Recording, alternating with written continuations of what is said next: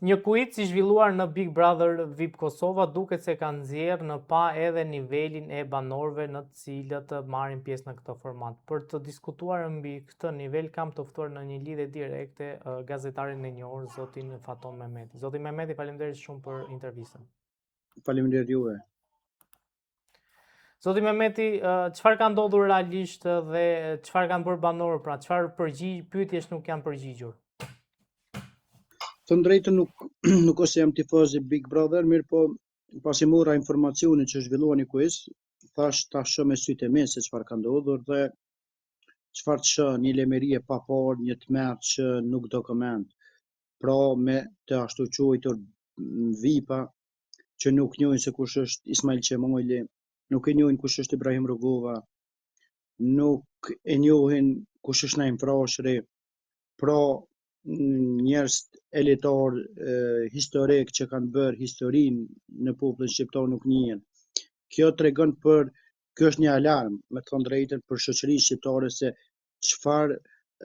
nuk është problem Big Brother, por është problem se çfarë modeli shoqëror po ju shërbejnë apo po ju servisin të rinjve ta. Çfarë modeli duhet po ju servisin që të ndjekin fëmijët tanë, brezat e ri, çfarë modeli të njerëzve të cilët nuk kanë asnjë merit pse quhen VIP. Pra ata hynë për të bërë VIP-a, jo pse janë VIP-a aty. Në këtë kuptim, pra kjo është një katandisje e rëndë e shoqërisë dhe është një alarm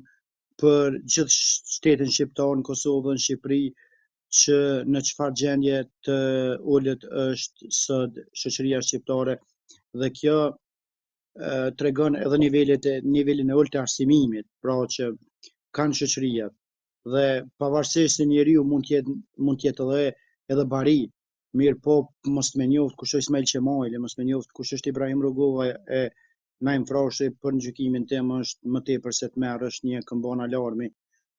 Shumë me thënë drejtën jam tmerru kur i kam parë edhe ajo që ishte edhe akoma më trishtuese ishin se këta njerëz të quajtur VIP nuk është se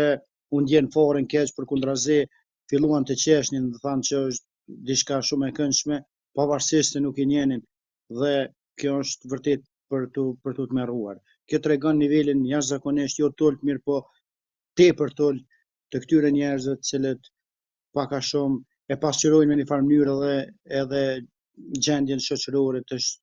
shoqërisë sonë shqiptare në të dy anët e kufirit. Faton, nuk mendoni që mund të ketë lidhje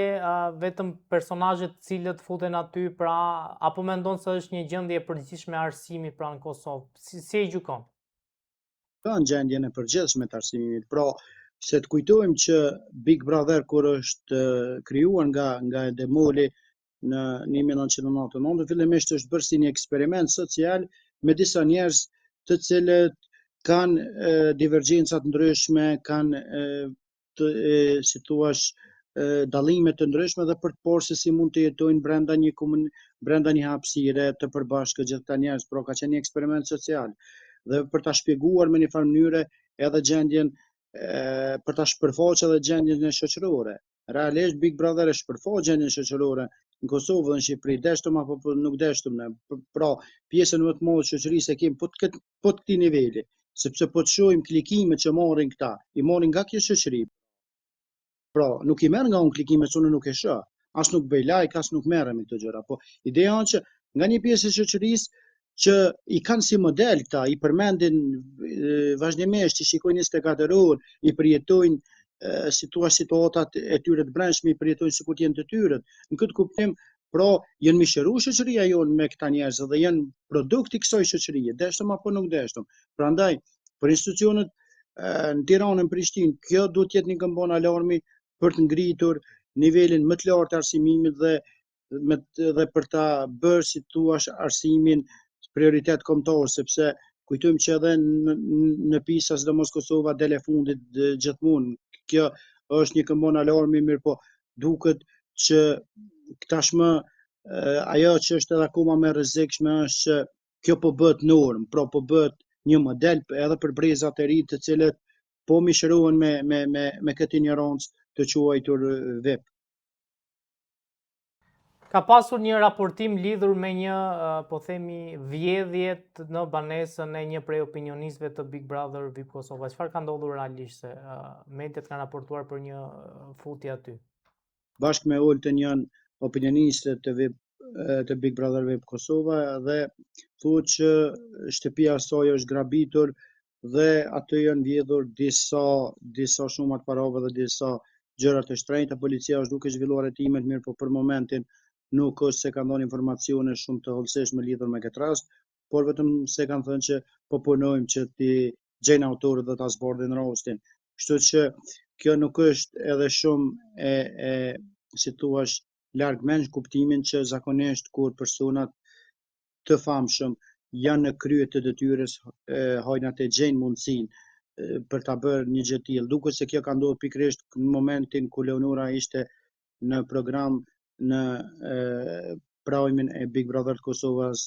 ditën e hënë dhe kështu që duket që atë ditë duket se ketë ndodhur kjo ngjarje,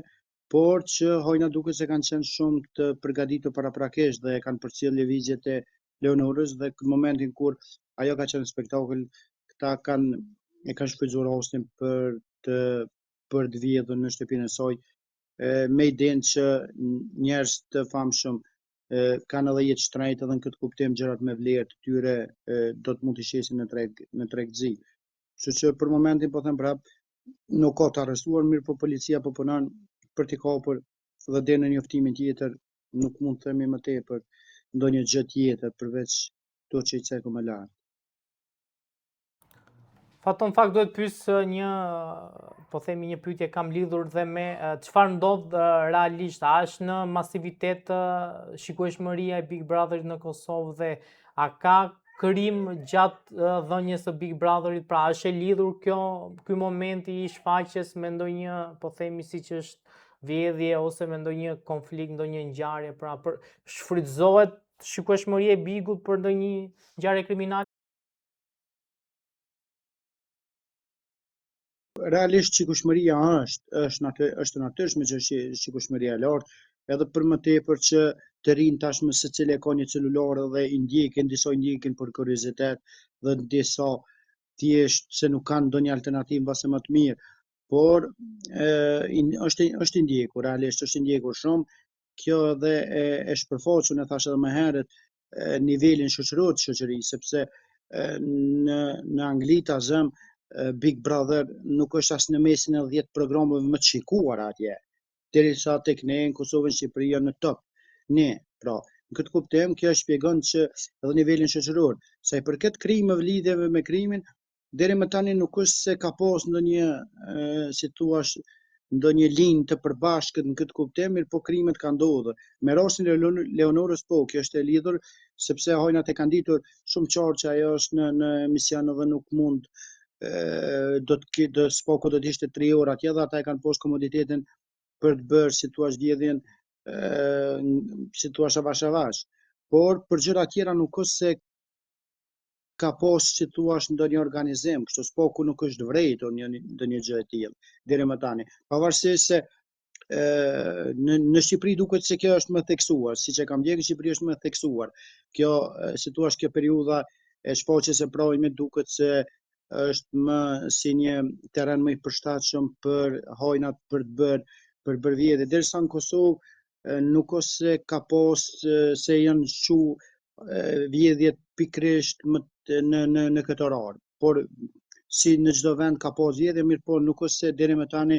statistikat e tregojnë që ka pas një rritje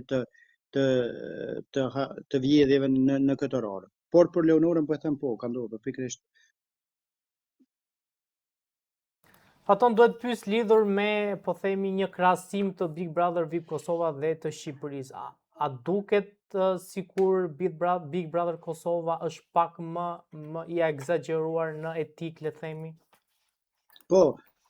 edhe nga komunikimet që unë kam me njerëz, thonë që Big Brother në Shqipëri spoku thonë për këtë vetë është më si thonë ata më i moralshëm se në Kosovë. Kështu spoku e japin opinionin qytetarët e zakonshëm. Dhe qytetarët e Kosovës cilët e ndjekin Big Brother Kosova e ndjekin në Shqipërisë, pra janë po të njëjtit. Pra i ndjekin të dy palë Big Brother dhe në krahasime që bëjnë ata, theksojnë që është një nivel pak më i lartë në Shqipëri, edhe i diskutimit, mirë po edhe i moralit. Derisa në Kosovë duket që në mungesë të ideve, në mungesë të dijes, mungesë të përgatitje për të bërë debate të mirëfillta, kanë zgjedhur këtë formë pra të vajzat të zhveshjes, të amoralitetit dhe po të shohësh aty në bazë të asaj që kanë filluar ti për kuriozitet të ndjek debatet më të klikuara që kanë qenë pikërisht debatet kur janë përfol për lidhjet me njëri tjetrin ose për amoralitetin që ka ndodhur, pra kur njëri gjoja se e ka tradhtu me tjetrin dhe tjetra është bërë xheloze, gjëra të tilla, cilat të drejtën më tepër besoj që janë skenar se janë të vërteta, por thjesht shoqëria jonë siç e dim është një shoqëri që vuan për kësi skenare, për kësa skenare seriale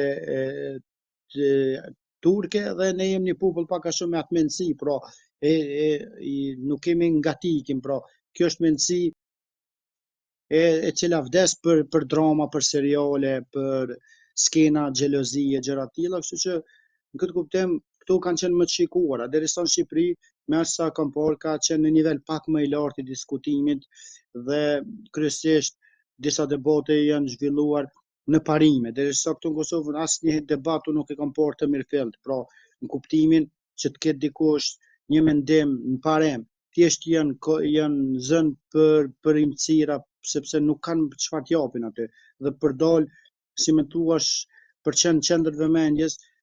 dhe me idenë që do të qëndrojnë më gjatë aty, thjesht bëjnë edhe